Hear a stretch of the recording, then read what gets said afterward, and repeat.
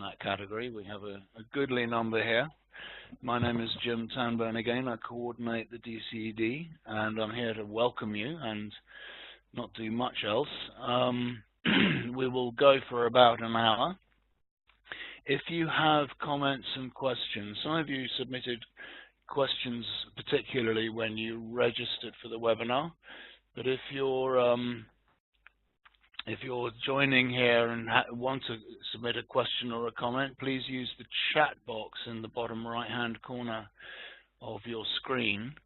The only thing to note there is that the default is send to DCED as the host, but the problem with that is that only DCED gets it, so best to send to everyone so everyone can see your question and comment, and then the presenters can take them on board as they go along.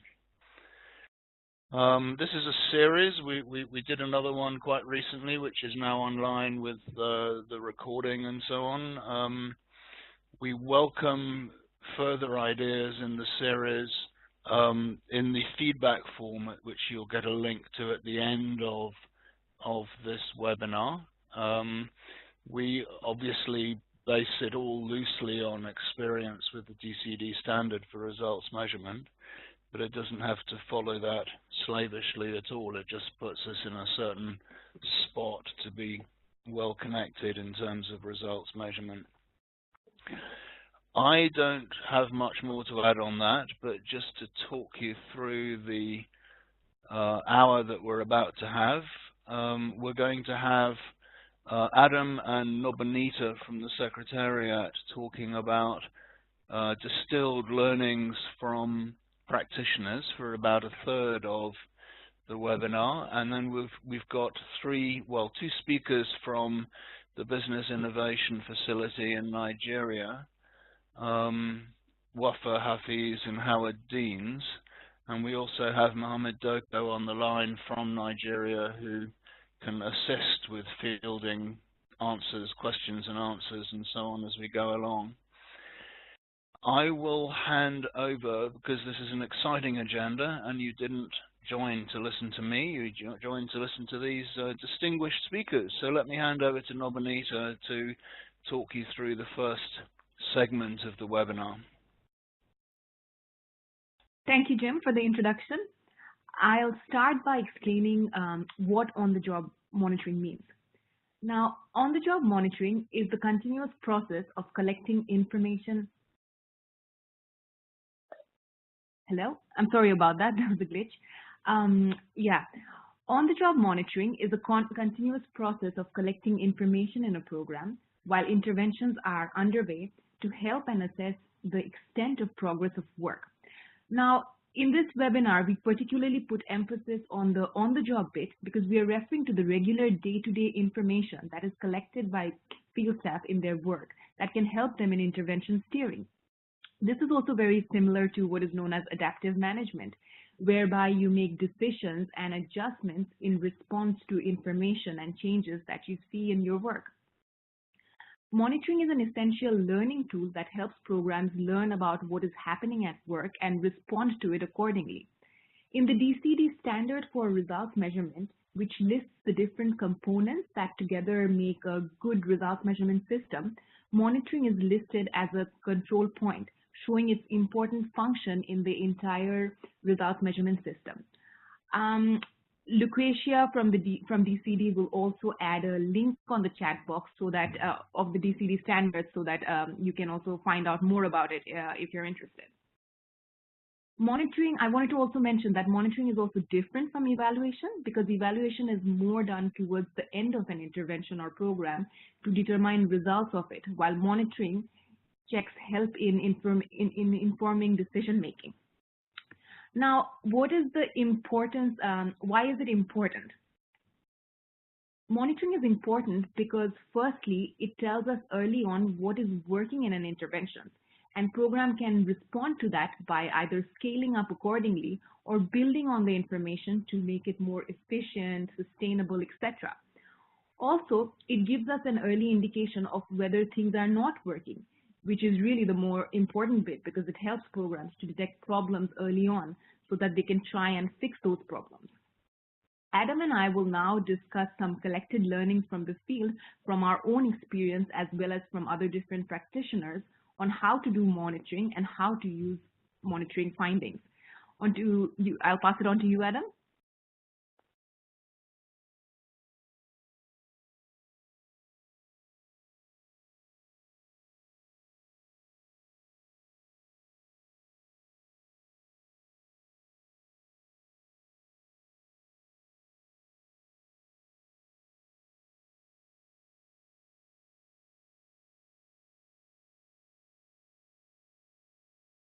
Adam's having a little trouble with his microphone.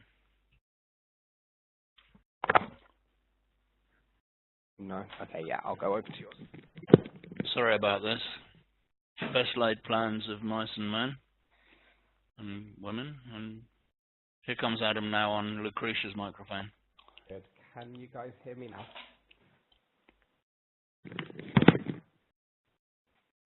Can you hear me now at all? Yes, Adam, can hear you. Brilliant. Okay, sorry for the technical difficulty, a feature of almost every webinar I've been part of.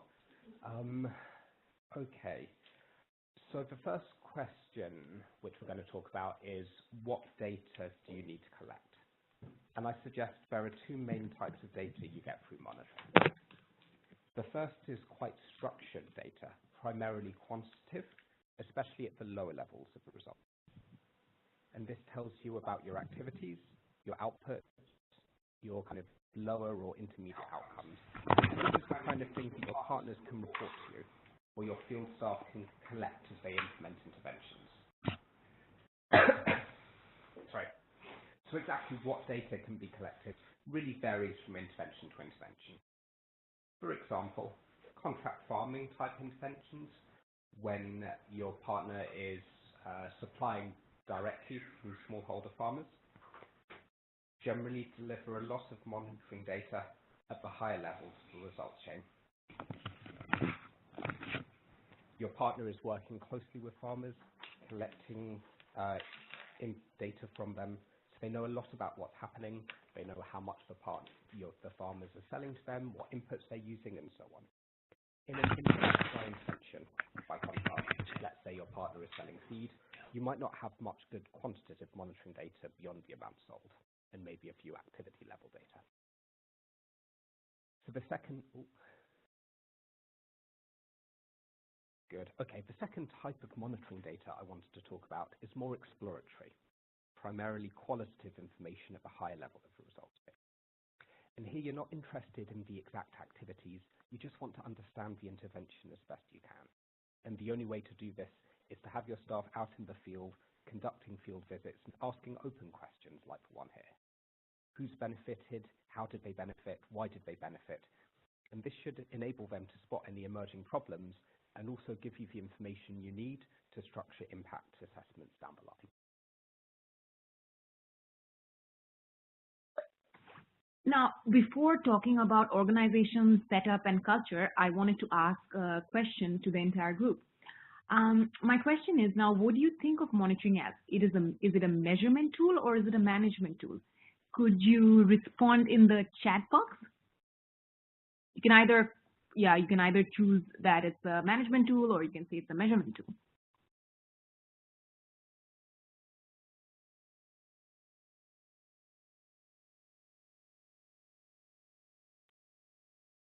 Okay, with the technical glitches, maybe I won't spend too much time on that right now. I think of monitoring really as a monitoring tool, as a management tool. And the reason for that is because the reason that we collect monitoring information is really to inform intervention management decisions. So if it is really a management tool, then the responsibility should also lie with both intervention managers as well as results measurement units. Because ultimately, the real drivers has to be the intervention managers, because they are the people who work in the field and they have a better indication of what to look out for. And also when they find out what's happening, they are the ones who can actually respond accordingly. Also, often in programs, you see a problem where they allocate a very limited budget to results measurement. However, if you can essentially justify monitoring as an intervention management cost, you have more flexibility to play with the budgeting. The other question is who drives it. Again, ultimately, it needs to be really the management who drives the culture of monitoring so that it's institutionalized within a program. Otherwise, it's going to work as different functions and work as separate units, as I show in my first picture. It really needs to be, management needs to drive a culture where both the results measurement units as well as intervention management units can work together. On to you, Adam. Okay, thanks a lot, Nabanita. Can I just check, can you hear me now, since I had such a microphone problem last time? Yes, Great. I can, yeah. Okay, the last slide I could hear my own voice repeating back at me about 5 seconds after I said anything, which was immensely distracting, but it seems to have stopped now, much to my relief. So you can get, this slide is about data collection from partners and then from field staff. These are the two most common places where you get monitoring data from. And here's a 3-step approach to monitoring from partners. This assumes you already have your results chain sorted, your indicators sorted, so you know exactly what you want to collect. So the first task at the top is to develop clear templates. And an important question is what data you want to collect raw. In other words, kind of raw data run off a database like sales or farmer numbers, enabling to do your own analysis, and what should be pre-processed by the partner. Raw is good for critical indicators like sales, because then you can start to look into it in more detail yourself. But always be sure that your data collection templates request data that the partner is able to provide. It's really easy to ask for something and end up with your partner making up data to fit your forms. So best is that you design the tools with the partner, preferably sitting in the office so you can understand what data they collect, how they collect it, and how they can share it with you, and also to make changes to their system if necessary. For example, in a previous project, we persuaded our partner to adjust their kind of data collection systems so that they got the gender of the farmers they worked with, they got the location, they got the phone number. All of this is stuff which we needed. Second step is to request the data from the partner, making sure that you include this request in the contract. And this really covers the kind of structured quantitative monitoring data. The third step is also important, which is to follow up any reporting kind of period with a qualitative interview to understand, firstly, any inconsistencies in their reporting. And if you're looking for quantitative reporting, often there will be inconsistencies or differences in interpretation. And also to understand the softer side of monitoring. What's the incentive of the partner to continue with the business model? Do they have the capacity? What are the challenges? And so on. The second type of data collection is from field staff.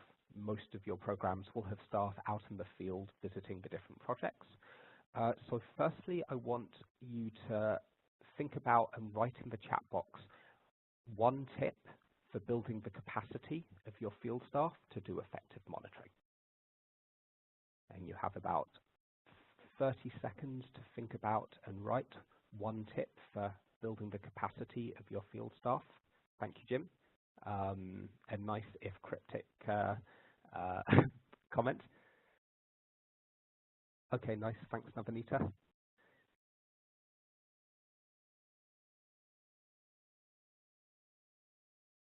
"15 seconds for anyone else to add a suggestion. There will be a prize for the best one." Not a very good. Oh, thank you, Steve, for that. Yeah, that's good.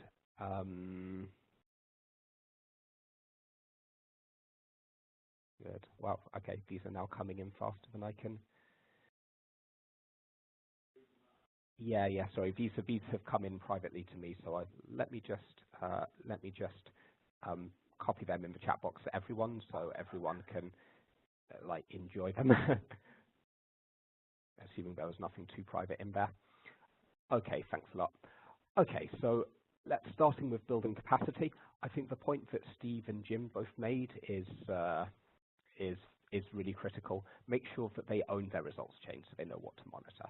If your field staff are implementing but they don't really understand the purpose of the intervention, then they're unable to monitor effectively.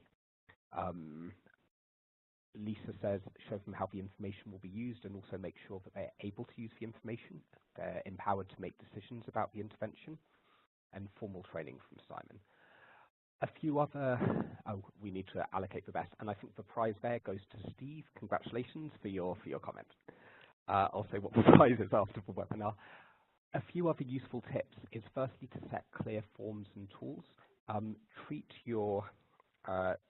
Treat these tools like you do any other kind of survey, checking them with the people collecting the data, piloting, checking accuracy, and so on. You want to make sure that they're usable. Making sure your field staff establish good relations with the partners.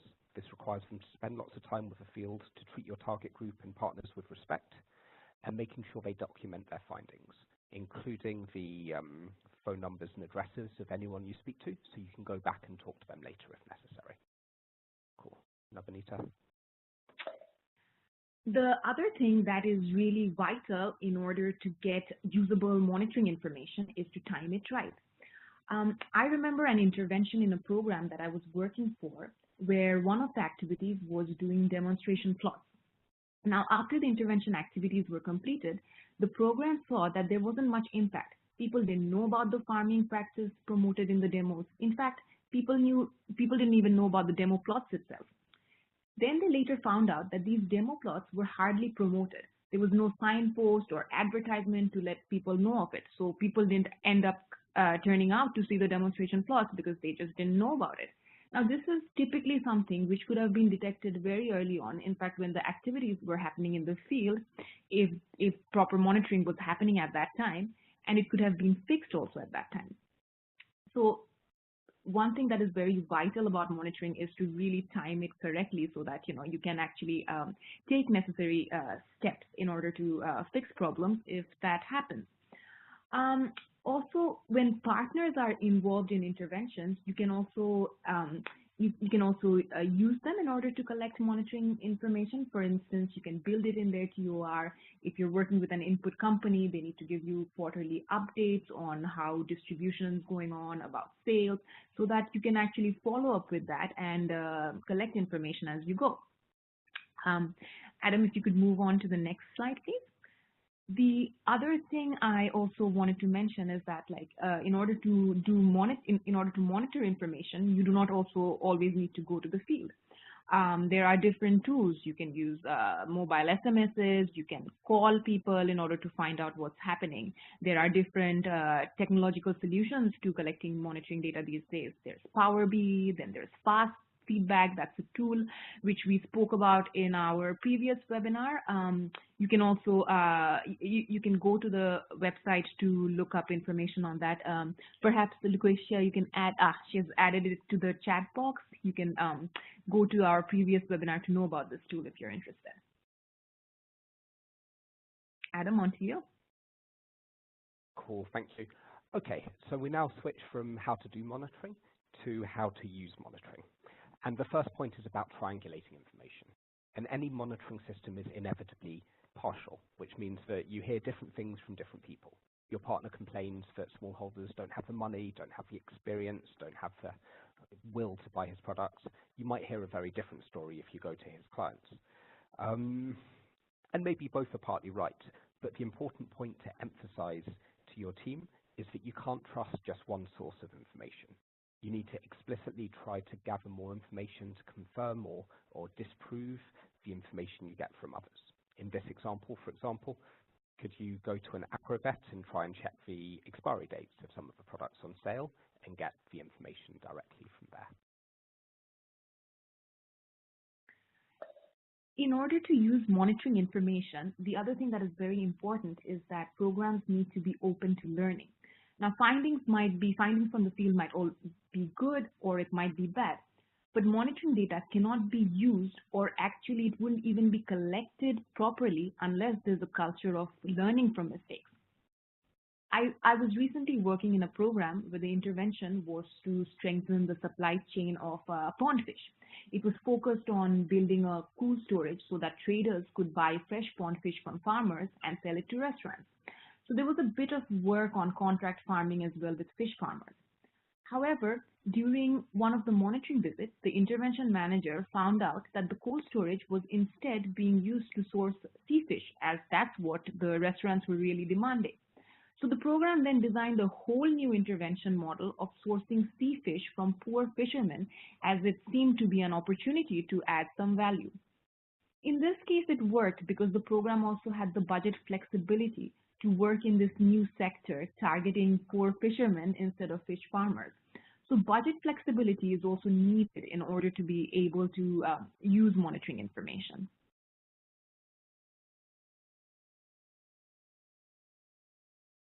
Okay, so the next point is that good monitoring is really important in order to set the groundwork for impact evaluation.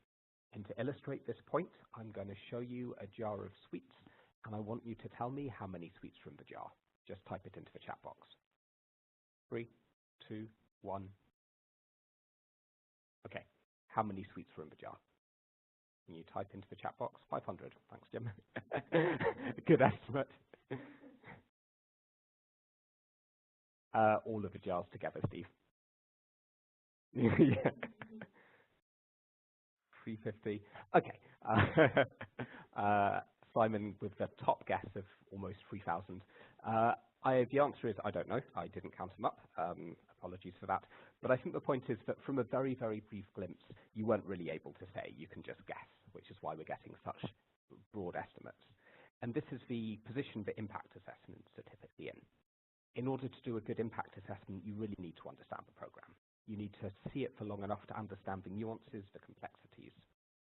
And external evaluators normally don't have enough time or information to really understand what they're evaluating. They rely on good monitoring data if they're going to do a good job. And if you want to do an internal kind of impact assessment, you still need a lot of monitoring data to give you the information you need to design an impact assessment properly. Good monitoring data will tell you which interventions are ready for assessments, where the fieldwork has been completed. It will tell you what research questions are most important. For example, in an assessment I worked on recently, one arm of the intervention had worked really well and one hadn't, so we wanted to understand why this was. It will inform your sampling. You need to know who is benefiting before you can start talking about sample sizes or stratifying your sample or whatever. And it even tells you how you design your questionnaire. Often, for example, you want to ask kind of open questions with coded responses. For example, why did you buy seed from this supplier? Was it because they have the best price, the best quality, and so on? If you don't have good qualitative information, you're not able to design the questions in a way that they can be answered. Now, I'll also start again by asking another question. Can you report on results-based monitoring information? So any information that you get from the field out of your monitoring system, can you use that to report on your results? Please say yes or no to the chat box. Steve says no. Anyone else? Joko says yes. No, okay. Satenda says yes. Okay, we have a good mix. Now, my answer is yes, as long as you're clear on what you are reporting on.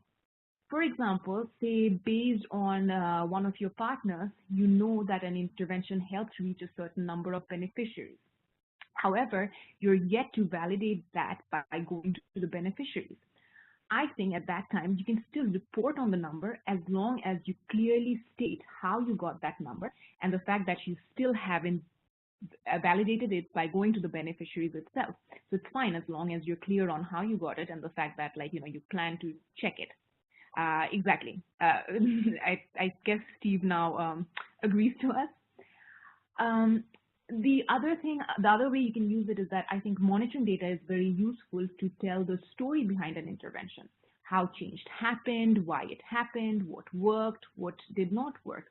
It is good for explaining the qualitative and the quantitative numbers even that help explain what happens as a result of program work. It helps to explain how an intervention will be sustainable or even the systemic change bit. In fact, right now we will go on to a presentation from the Business Innovation Facility in Nigeria, who will tell us a little bit about their experience. So thank you, Adam and Nobonita. Wafa and Howard, you're raring to go. Thank you, Jim. We can hear you well. Do tell us more about Nigeria. Sure. So today's presentation that we have prepared is based around a tool that we are using to monitor our interventions on a regular basis. So we have organized the presentation on what the tool is, the process that we have taken to develop the tool, how we have used the tool, and some of the learnings that we have achieved. As we go through the presentation, I would like the audience to think about, based on the presentation that Adam and Nobonita has just done, whether our tool is a monitoring tool that can be used for management or for reporting or both. Now, I hand over to Howard to introduce the program.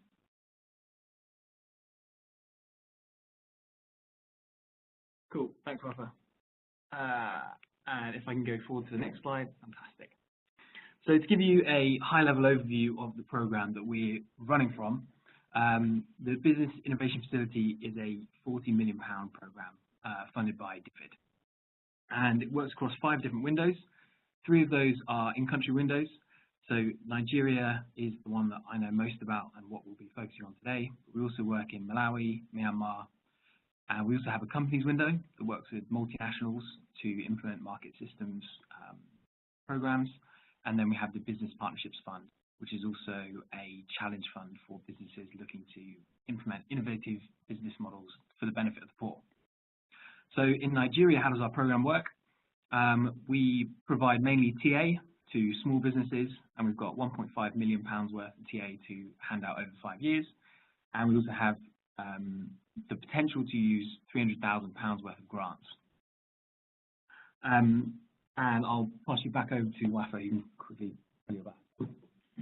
So I'm Wafa Hafiz, and I'm the Global Head of M&E for the overall BIF program. So all the 3 windows Howard just explained, the country window, the company window with multinationals, and the challenge fund window.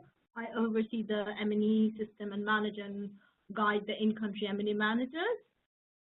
I'm Howard Deans, the program manager for BIF Nigeria.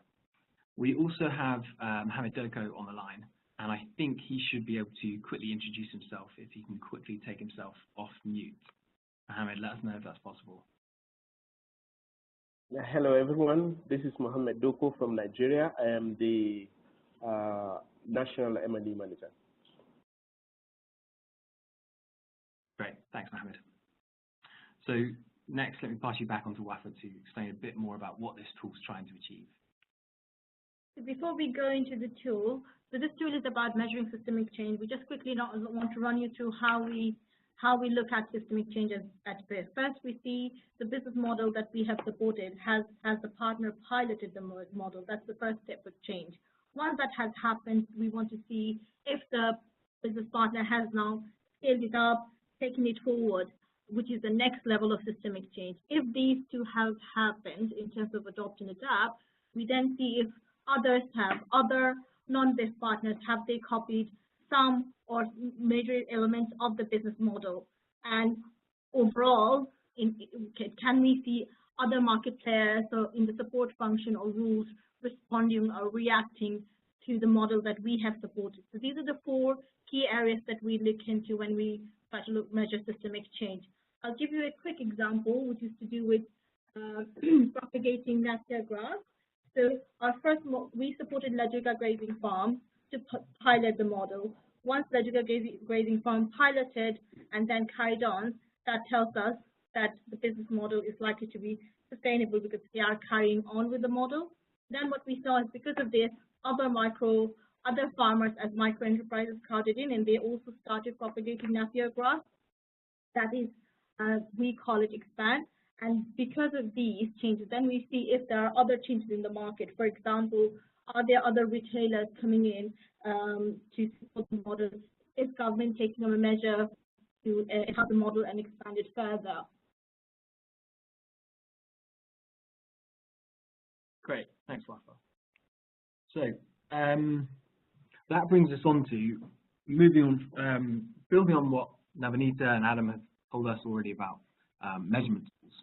We come on to why do we need a monitoring tool or measurement tool for what Wafa's just outlined, which is our framework for measuring systemic change. So you might have gathered from Wafa's brief introduction, this is a pretty hard and subjective topic. It makes it difficult for implementation teams to interpret this, even if a lot of training has been provided. And tools to help implementation teams do this in a practical way were not readily available at the beginning of the program. So we need a way of supporting the whole team to do three main things. The first is supporting them to plan interventions in a way that leads to systemic change. The second is that we wanted to help teams with generic indicators that help them measure their own signs of progress towards this systemic change within markets. And finally, we wanted to use this tool to help facilitate discussion within the team. And that focuses on transparency and accountability, which should then lead to progress within the program and better results for the poor. So we're quickly going to outline the challenges we had in designing this tool, highlighting the practical aspects of this, and hopefully it also talks to what you guys are, what challenges you guys are facing or processes you've been through, and then let us know if you have any questions in the box or if anything particularly resonates with any of your experiences, just as we go through. So the first slide here, what I want you to think about is, and even if you have any comments to this, you can stick them in the chat box as well, but what comes to mind as you see this very first version of the tool? And while you try and put your thoughts together, let me give you a bit of a background. So this tool is the first iteration that was originally developed right at the beginning of the program. I've zoomed out so you can see all the number of areas that were covered in one evaluation. And this covered 4 groups and 20 indicators. And what it was designed to do is designed to collect very rich information from partners, and it outlines key pieces of information that field teams are meant to collect. So there are definite reasons for it being presented this way. However, for each business, for us to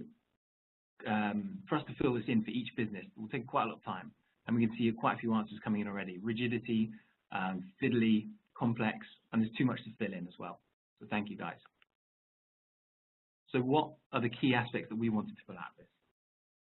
So you see some of the challenges is exactly what some of you have mentioned. The first challenge we found was to administer the tool was it was too time-consuming. Market managers thought it was too much detail, too many information. We found it very time-consuming and onerous on them to fill the form.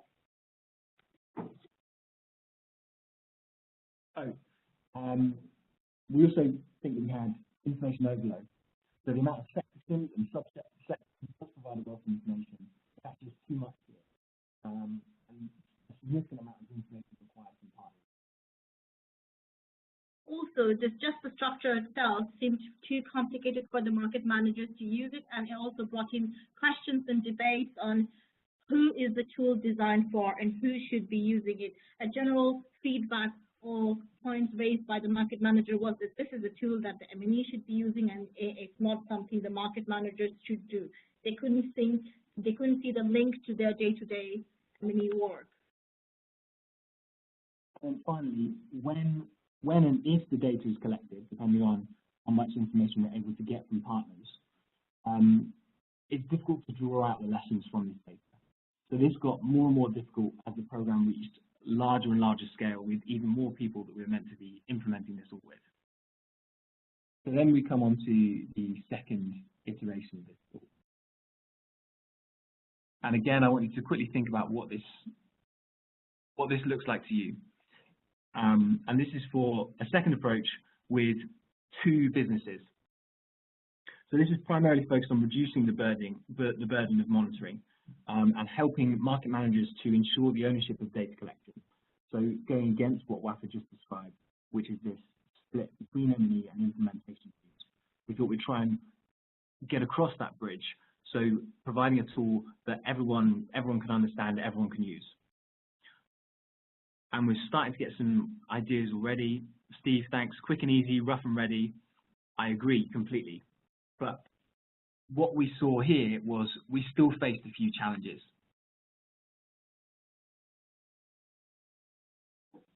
Some of these challenges were when we begin to findings from data to the tool. One of the struggles was because the tool was too simple, there was no clear strategy or structure on how frequently this tool should be used, what level of detail this tool should be gathering. So there was no structure. We also had a very broad description of what constituted monitoring a business's progress. And that meant that we suffered from inconsistent types of information with varying degrees, both across markets that we worked in, but also within markets from the same market manager. So this, again, meant that drawing comparisons between businesses was really difficult for market managers, for leadership, and also for the monitoring and results measurement team. It also became difficult when we wanted to monitor over a period of time because there was inconsistent quality of information. Our partners were graduating from adopt to adapt over a period of time. And then finally, we had limited levels of information for actual decision making. So without clear guidelines, the team were unable to be sure of asking all the right questions to businesses that they work with. So this led to some developments with interventions not actually being captured by the program. For example, in aquaculture, which is one of the markets we work in, we actually missed the extent or missed some of the impact that was coming from one of our trainings. There was a large hatcher who we hadn't discovered was actually working with a whole bunch of smaller hatchers to disseminate training and working with them in a business model that we had no idea of until we'd started using this tool to go into a little bit more detail and understanding exactly what was going on. So now we've given you a brief overview of the difficulties that we had. We come on to the actual tool that we use, and I'll try and breeze through this just so we can get to the nitty-gritty of how it's actually used. So to start with, we had 2 extremes, and we wanted to go between those 2 extremes. So we developed this tool, which shows the level of detail that we would require from one business for one measure of systemic change. This was developed, it was developed with, in partnership with, and primarily for the use of market managers. But it was also designed so it could be used by other decision makers and the monitoring and results measurement team within the business innovation facility. And we'll go into details of those in just a second. But bringing this new approach relied on us pre-testing it with practical examples, and we put significant investment into capacity building of market managers to be able to use this, with half a day of training and a guided application given to everyone in the team. We provided criteria per adopt, adapt, expand, and respond, as WAF has gone through. We gave a maximum of 5 criteria, which we structured and which made clear our approach to monitoring the development of businesses and other market players. This meant we had clarity across the program and across levels of market managers, decision makers, or the monitoring and results management team. We also included a focus on outlining evidence, which you can see in the right-hand column, without trying to create a significant burden. So you can see in a lot of these cases, we don't require people to go into too much detail. It's just an overview of what evidence there is. And finally, this tool is backed up by management at all levels. So we use it as a key document for strategic planning. Market managers work with a mix of the monitoring results measurement team, and they work with senior leadership team, and they work with the technical advisor, and myself, the program manager, all on a quarterly basis to update and record each of the developments that they see for their progress towards systemic change. So now we want to go through how each of the team members actually uses this tool, so you can start linking it with what Adam and Nabanita have been talking us through. So as we developed this final version of the tool, one of the things we then found out was that because the market managers were heavily involved in developing the tool, we saw more ownership from them. This meant market managers had more clarity on understanding the various levels of systemic change that we're looking at, and then that also meant they had greater clarity on what to measure, what kind of information they need to collect, the level of details that they need to collect, as well as how frequently they need to collect. So this became a more regular systemic structured system within the program, where market managers on a regular basis collected the data. It also meant planning-wise they could prepare ahead of time as they were going for the regular intervention monitoring activities, to make sure that it wasn't treated as a separate task in terms of what they were going to do. And overall, it also helped the market managers understand and track progress, identify any gaps or weaknesses within their interventions on a regular basis. Now, Howard will give you an example of that. Yeah, exactly. So Stephen's an example. We're going to Howard, we can't hear you. Oh, am I clearer now, Jim? Now you are, yeah. Right. Okay. Thanks. So exactly from what Arthur's saying, let me go to a quick example in Maze. We had a long-standing partner right from the original pilot of an intervention with contract farming, and had engaged with them on a season-by-season basis. But using this new tool, we were able to delve further into the model that had actually been adopted by that business. Now, instead of simply working with smallholder farmers to produce maize, what some of these questions uncovered very recently is that they've also been applying the same model for seed production of maize seed. So quite a similar application, but a small twist to the model, which has actually unveiled to us a whole new host of businesses that we could potentially be pushing this model to reach systemic change and to benefit poor producers.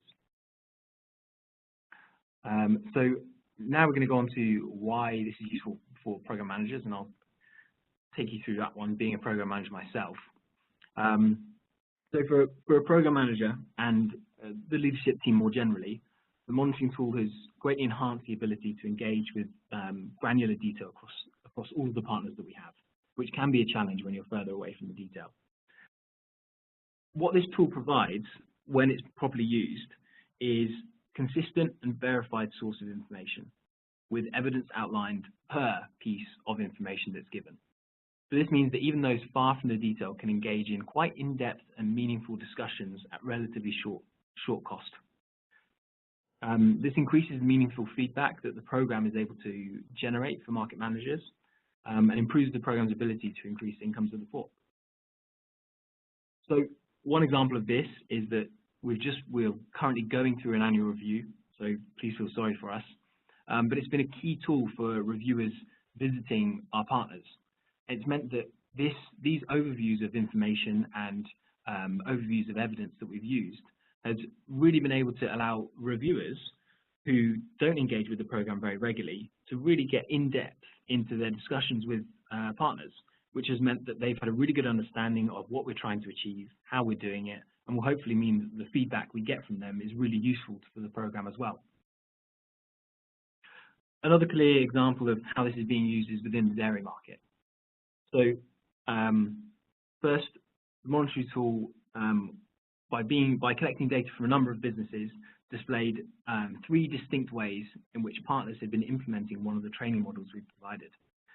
So the first way that we uncovered by using this monitoring tool was that women trainers who trained others in their communities for payments of cash or in-kind payments were the main way we were expecting. But from that, we also saw some entrepreneurial women who trained women in order to purchase their milk. So they provided training to other women to increase the quality of the milk that they were able to buy, and then increase the price that they were able to get once they'd aggregated this milk from other women. But then third of all, and probably most exciting for the program, was that large corporations now decided to come in and approach trainees or trainers who were aggregating milk in order to source high quality milk directly from them. And what this monitoring tool enabled us to do was track those developments over time. And now I'll pass back over to Wafa to give a bit of an idea of how the monitoring results measurement team uses it. So in administering this tool, the monitoring and results measurement team is actively involved in guiding, quality assuring, as well as triggering any concern and issues to the market managers so that they can then address those gaps. So obviously from a reporting perspective, the tool provides consistent and quality information, but what the biggest advantage is really getting to know in detail what's happening on the market. Previously, with the previous versions of the tools, generally any monitoring seems like a laborious task for the market managers because there was no structure, and market managers thought it was something they would have to do on a Monday morning in addition to what they were going to do anyway. So bringing in the system brought in a structure, and this tool became the central point of managing information and data.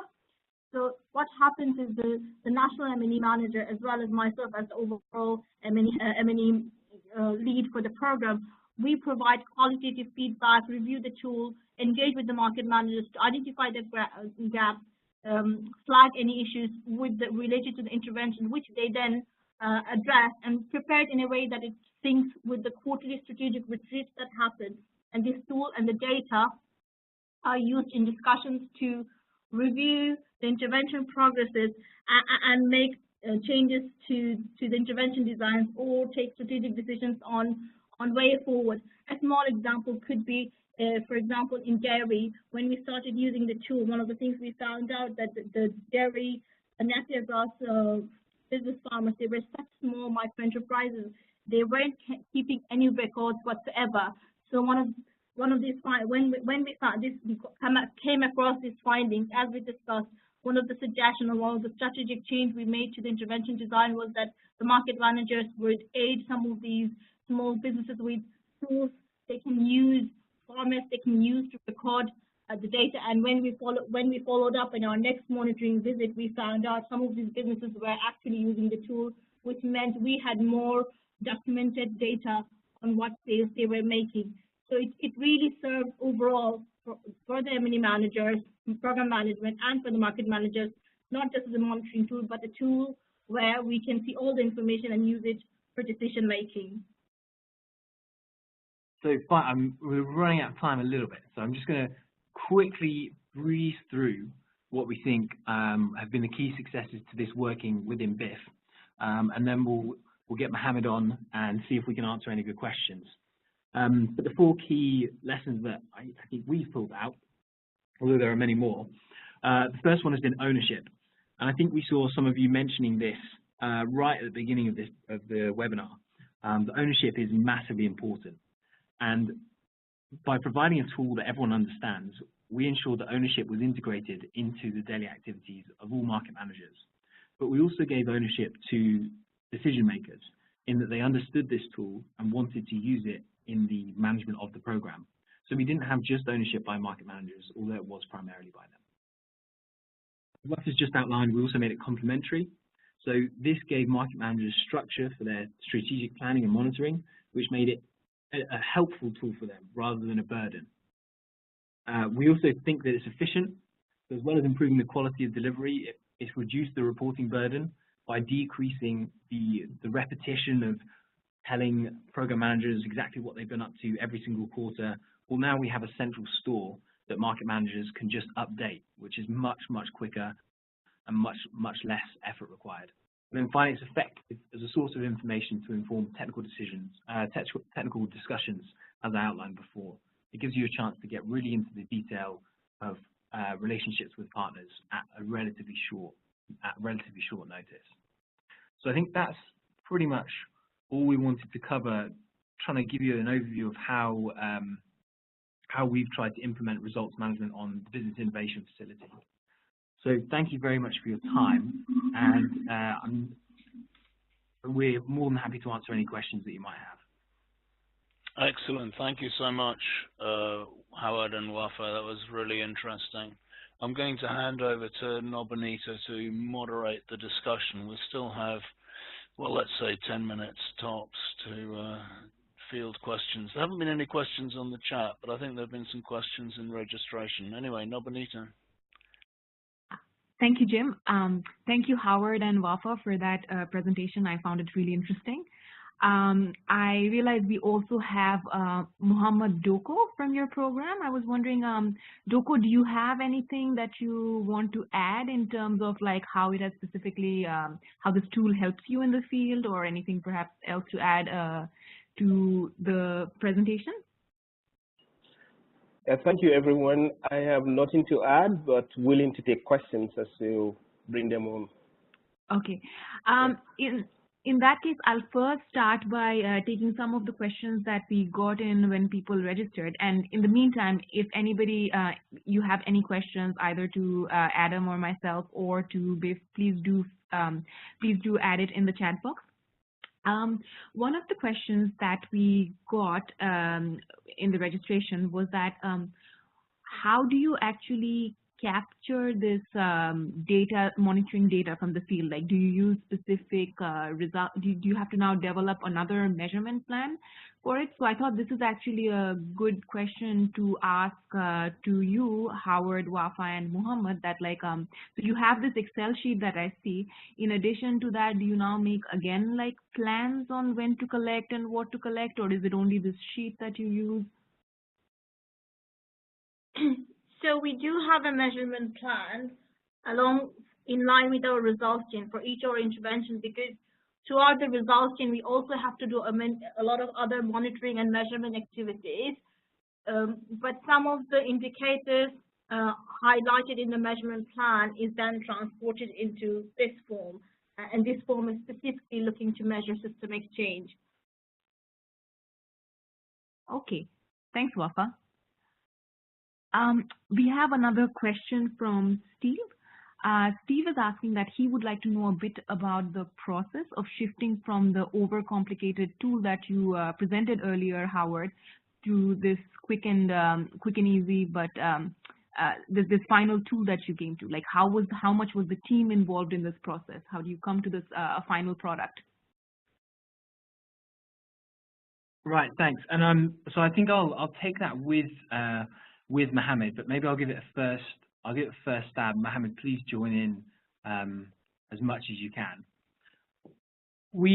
So the internal process was, you saw from the first complicated one, was that this was quite an academic approach, if you like, one that tried to get all of the detail, but didn't necessarily work on the ground. So good in theory, but maybe not as tested as much as we would have liked. The quick and easy but insufficient final tool was our way of just involving the team. So that was our first step towards getting the team involved. And once we'd had that, the team started to understand a bit more about exactly what was required from them and how, and that's the one that started to give ownership over our reporting onto the market managers, if that makes sense. Then building from that, once we'd done the hard bit of integrating the monitoring results measurement team with the implementation team, it was then, and Mohammed, tell me, this is where I'd really appreciate your perspective, but then to me it felt like it was a much easier step to then build up from that once we'd established that intervention managers, market managers were the ones that were owning the data that was being reported on. Mohammed, did you want to jump in? Yes, just to add that the transition probably was kind of forced on us. We have the complicated form, the complicated template, but we also were in need of a process to capture monitoring data in a manner that can be used by the project. The complicated data, we tried the initial complicated one, we tried it, and nobody wants to read it. Even the market managers Even though they helped in filling it at some point, they disowned it. This is M&E tool. You go ahead and fill it. If you need information, we will give it to you. And all the information, their monitoring information are in bits and pieces. Some will write one-pager report.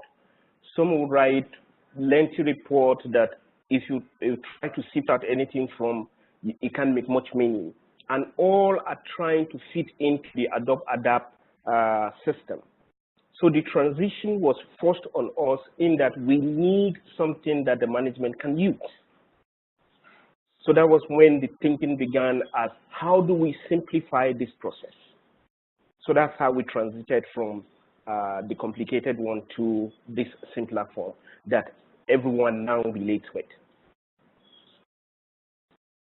Just to add on to that, so when we had the second iteration, which was quite simple but got the market manager's ownership, that was actually quite useful in identifying the gaps we were having in the simple form. So then what we had done from the M&E and program manager's perspective is to develop some criteria so that it is easier for the market managers to understand what they need to collect and when. So developing the criteria was the second stage that we went into, and once those criteria were developed, the program manager and in-country manager, Doko, and Howard, together with the market managers, tested the new tool with the criteria built in with the market managers to see does it work, what further iterations do we need to do, and those pre-testing iterations then translated into the final form that we're using. Thank you, Wafa, Howard, and Mohammed for that. That was quite useful. I realize now we're just close to an hour, so I think right now we will end it. We also would like to know how you found this webinar and whether it was useful for you. You can use the survey link that we have added